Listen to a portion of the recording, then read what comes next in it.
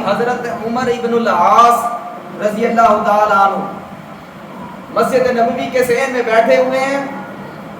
آنے والے طلباء کو, آنے والے لوگوں کو, بڑے بڑے لوگوں کو, محدثین کو حدیث کا سبق پڑھا رہے ہیں. سامنے بیٹھے ہوئے لوگ حدیث کا سبق پڑھا رہے ہیں. اوپر سے حضرت حسین تشریف لے آتے ہیں.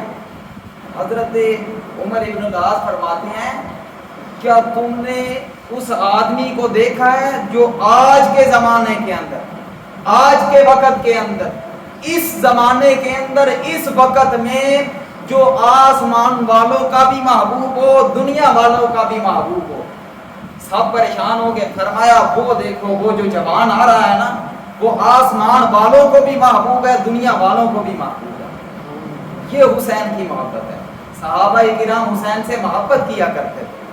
جنہوں نے نبی کو دیکھا انہوں نے نبی کی تابعداری کی. یہ الزام ہے کہ نبی علیہ الصلوۃ والسلام کی وفات کے بعد نبی علیہ الصلوۃ والسلام کے اہل بیت سے محبت نہیں کرتے تھے. لوگ کرتے تھے. یہ اپنی طرف سے الزامات لگائے جاتے ہیں. صحابہ کرام بڑی محبت کرتے تھے. سنیے گا, حضرت عمر رضی اللہ تعالی عنہ, آپ نے ان کے تذکرے سنے, بڑے جلیل القدر صحابی تھے, بڑے عظیم الشان صحابی تھے, بڑے غصے والے صحابی تھے. جہاں سے گزر جاتے تھے لوگ سمجھتے تھے یہاں سے عمر گزر کر گیا. کوئی خوشبو نہیں آتی تھی, کوئی ایسا کمال نہیں تھا.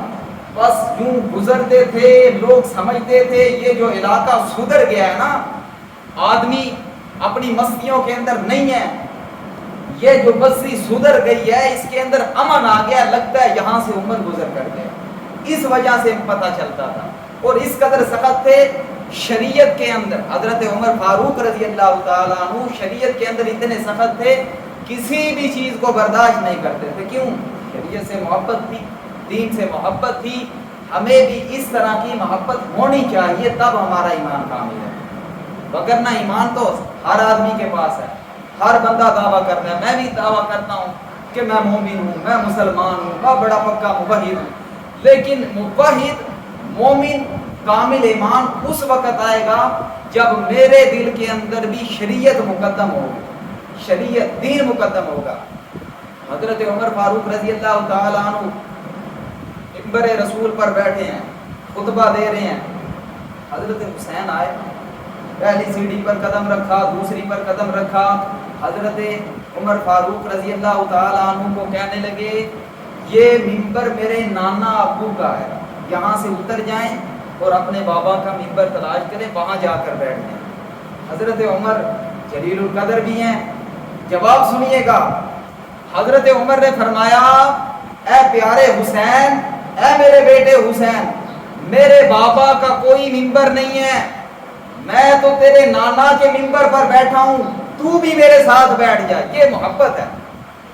آج کل جو جسے نفرت کہتے ہیں نا, وہ یہ ہوتی ہے کہ بندہ تھپڑ لگاتا ہے, دھکے دیتا ہے, یہ نفرت ہوتی ہے.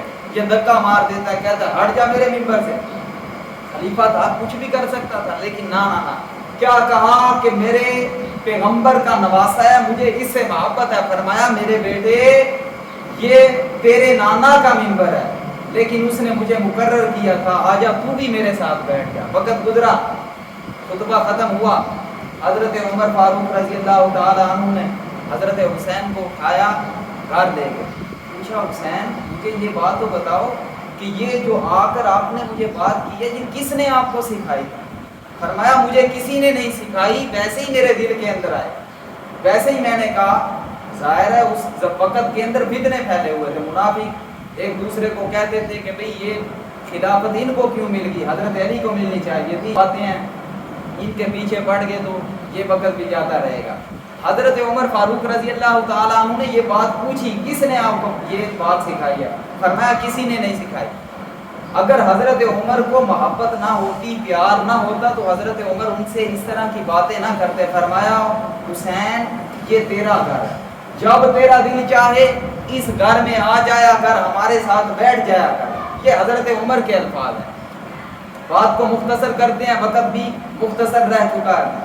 حضرت حسین رضی اللہ تعالی عنہ, جس طرح ان کا مقام صحابہ کے اندر تھا, جس طرح ان کا مقام نبی علیہ الصلوۃ والسلام کی نظروں کے اندر تھا, اسی طرح آج ہمارے دلوں کے اندر بھی ہے.